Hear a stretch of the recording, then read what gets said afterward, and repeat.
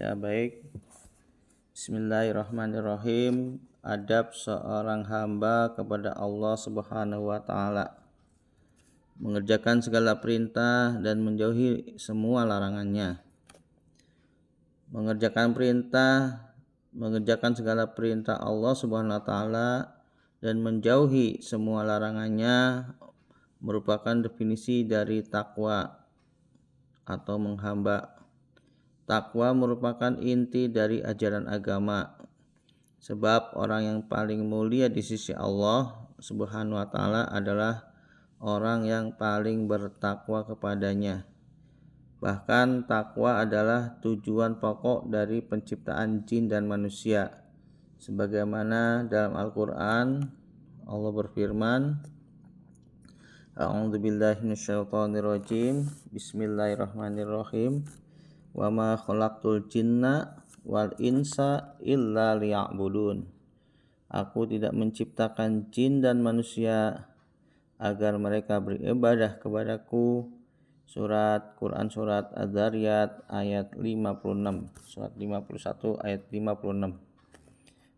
Dengan demikian menghamba kepada Allah Subhanahu wa taala dengan sebenar-benarnya menghamba, yakni dengan mengerjakan segala perintah dan menjauhi semua larangannya, merupakan akhlak paling utama yang wajib dimiliki oleh seorang muslim.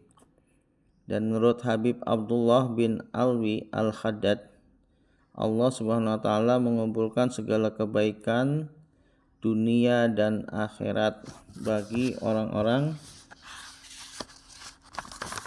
yang bertakwa.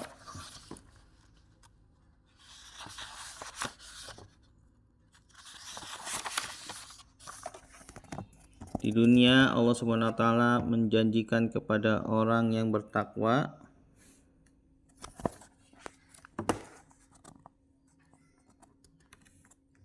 keselamatan, tak akan hidup kekurangan, akan dimudahkan segala urusan, akan diberikan jalan bagi seluruh kesulitan-kesulitannya.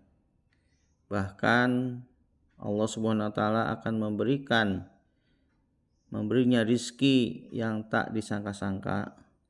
Sementara di akhirat Allah Subhanahu wa taala akan memasukkannya ke dalam surga, berkumpul bersama orang-orang pilihannya. Selain itu masih banyak yang Allah Subhanahu wa taala janjikan khusus untuk orang-orang yang bertakwa. Semua janjinya itu Dia firmankan di dalam Al-Qur'an, dan sungguh tak ada yang paling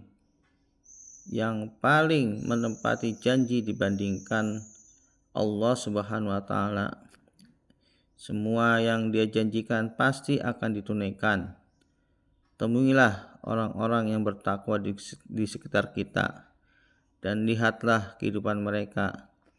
Hidup mereka tidak melarat, senantiasa berbahagia, perangainya indah dan tak ditimpa musibah, kecuali Allah Subhanahu wa taala memberinya jalan keluar.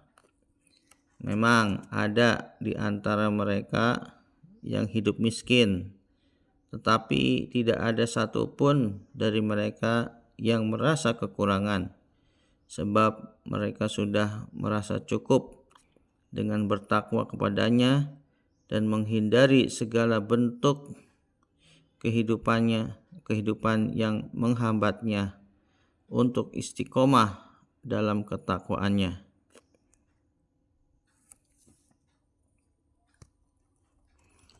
Ya, demikianlah penjelasan tentang adab akhlak kepada Allah, bahwa tujuan kita hidup ini menuju menjadi orang-orang yang bertakwa. Maka menjadi orang bertakwa ini definisinya adalah orang yang melaksanakan perintahnya dan menjauhi larangannya. Tujuan hidup kita adalah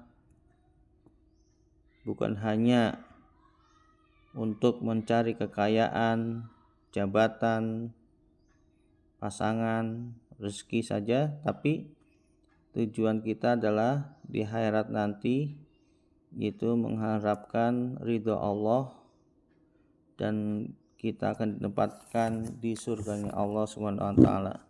Semoga kita menjadi orang-orang yang bertakwa, sebagaimana ciri-ciri orang takwa adalah dalam surat Al-Baqarah ayat 1 sampai 5. Bisa dibaca nanti di Al-Qur'an, Al-Baqarah ayat 1 sampai 5. Hudal lil muttaqin, yaitu alladzina yu'minuna bil ghaib wa yuqimunas shalah wa mimma razaqnahum yunfiqun. Ciri orang takwa diantaranya adalah mengimani yang gaib. Maknanya kita harus mempunyai suatu perencanaan yang pasti. Dan tentunya perencanaan ini, cita-cita ini, bahwa kita tidak lepas dengan perencanaan dan cita-cita. Inilah hal yang gaib yang harus kita rencanakan, kita persiapkan untuk masa depan kita, yaitu akhirat. Artinya di mana kita dalam perjalanan hidup ini tentunya ada akhirnya. Maka sebelum kita mencapai suatu tujuan harus direncanakan terlebih dahulu. Itulah makna daripada yu'minuna bil ghaib, mengimani, meyakini yang gaib yang tentunya belum nyata. Inilah bentuk cita-cita dan perencanaan. Selanjutnya yu'minuna bil ghaib wa yuqimunas shalah, mendirikan sholat. Mendirikan sholat ini adalah gambaran kita bermasyarakat, bersosial. Apa? Dalam sholat tidak terdapat ada namanya imam, ada yang namanya makmum. Nah, imam itu artinya pemimpin, makmum itu yang dipimpin. Dalam kehidupan ini tentunya ketika kita mempunyai suatu rencana, tidak bisa dikerjakan sendiri, harus berjamaah, harus bersosialisasi, harus ada pimpinan, ada yang dipimpin, ada manajer, ada bawahannya. Seperti negara, ada presiden, ada rakyatnya. Nah, semua ini harus mengikuti perintah dari pemimpin. Nah, tentunya jadilah kita orang pemimpin bagi orang-orang yang bertakwa. Dan tentunya kita melaksanakan perintahnya dan menjauhi larangannya yang terdapat dalam Al-Quran yang kita pelajari. Nah, maka akhlak kita, adab kita kepada Allah tentunya itu, karena Allah telah memberikan rezeki bagi kita, kekuatan, kesehatan, sehingga kita gunakan untuk kebaikan, menjalankan perintahnya dan menjauhi larangannya. Maka yang kedua itu mendirikan sholat, diantaranya adalah kita harus berorganisasi, harus punya pemimpin dan yang dipimpin, suatu lembaga di mana kita bisa beraktivitas, ada pemimpin dan ada yang dipimpin. Itulah makna dari sholat, artinya bermasyarakat, realisasi dalam kehidupan kita. Karena sholat itu innas sholata tanha 'anil fahsya'i wal munkar. Sholat itu mencegah dari perbuatan fahsya dan munkar. Nah, maka dengan kita bermasyarakat, kita harus bisa mencegah dari perbuatan fahsya dan munkar. Nah, selanjutnya yang ketiga adalah alladzina yu'minuna bil ghaib wa yuqimunas shalah wa mimma razaqnahum yunfiqun. Dan dari apa yang kami rizkikan mereka infakkan, mereka belanjakan. Artinya apa? Tentunya dalam suatu organisasi bermasyarakat tidak lepas dengan yang namanya ekonomi. Ya, kita hari ini tidak kita pungkiri, kita mau jalan harus punya sepeda minimal, punya motor, punya mobil, harus dengan uang, dengan ekonomi. Kemudian kita ada pemimpin, ada yang dipimpin, tentu harus ada lembaga. Lembaga itu harus kita bangun. Ya, seperti hari ini adanya pesantren. Tentunya membangun pesantren tuh harus pakai dana, harus pakai uang dan sebagainya. Ya, benda harta benda yang tentunya dibelanjakan itu hartanya. Itulah bentuk daripada wa mimma razaqnahum yunfiqun. Allah telah memberikan rezeki ya alam semesta ini. Ada pasir, batu, semen dan sebagainya, itu kan merupakan adalah pemberian dari Allah, rezeki Allah. Dan tentunya bagaimana kita membelanjakan untuk membangun sarana pesantren, ma'had dan sebagainya, sarana sekolah, pendidikan harus ada bangunannya. Nah, kalau pendidikan tidak ada bangunan, mau seperti apa? Kalau kita belajar di lapangan, kalau siang panas, maka kita harus ada tempat berteduh. Nah, itulah fungsinya wa mimma razaqnahum yunfiqun. Jadi apa yang kami rezekikan, mereka infakkan, artinya mereka belanjakan untuk fisabilillah, di jalan Allah. Itu makna daripada wa mimma razaqnahum yunfiqun. Jadi yu'minuna bil ghaib artinya perencanaan, cita-cita harus direalisasikan dengan aqimus shalah wa yuqimunas shalah, mendirikan salat, artinya kita bermasyarakat, ada pemimpin dan yang ada pemimpin, ada manajer dan sebagainya, dan ada yang dipimpin. Tentunya tidak cukup itu saja, harus ada punya sarana. Nah, inilah bentuk ekonomi, yaitu wa mimma razaqnahum yunfiqun. Ya. Nah, inilah terdapat dalam surat Al-Baqarah ayat 1-5 diantaranya seperti itu yang kita pahami.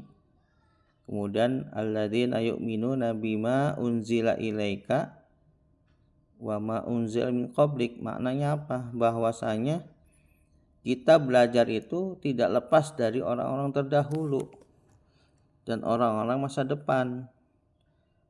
Dengan apa yang Allah turunkan, kita meyakini, kita mengimani, mempercayai ilmu-ilmu yang diturunkan oleh para rasul terdahulu, yang hari ini mereka telah menyampaikan terdahulu, dan hari ini kita mendapatkan ilmunya, baik itu melalui Al-Quran, hadis dan sebagainya, ilmu-ilmu yang lain, tentunya harus kita pelajari. Jadi alladzina yu'minuna bima unzila, yang diturunkan, dengan apa yang telah diturunkan, unzila ilaika, kepadamu, artinya personal, masing-masing, kita masing-masing, kita pribadi. Unzila ilaika, bukan ilaikum, tapi ilaika artinya pribadi. Wa ma unzila min qablik, dan yang diturunkan sebelum kamu, artinya orang terdahulu, para ulama, para nabi, para ulama, yang tentunya mereka telah, ya contohnya membuat buku, karya tulis dan sebagainya, itu kita baca. Al-Quran ini sebagai pedoman hidup kita yang tentunya kita harus mempelajarinya dan memahaminya, kemudian menguasai dan mengamalkan. Nah, ini tentunya butuh yang namanya keilmuan, ya. Jadi ada sosial, ada sarana, dan juga harus punya ilmu, ya. Bima unzila ilaika wa ma unzila min qablik wa bil akhirati hum yuqinun, dan pada hari akhirat, pada akhirnya, yuqinun, mereka yakin. Nah, tentunya dengan menjalankan perencanaan tadi melalui organisasi, mempunyai sarana, kemudian melalui ekonomi, perputaran ekonomi, kemudian harus berdasarkan ilmu. Tentunya kita harus yakin apa yang kita laksanakan, perencanaan itu akan masa depan harus terrealisasi. harus dibuktikan.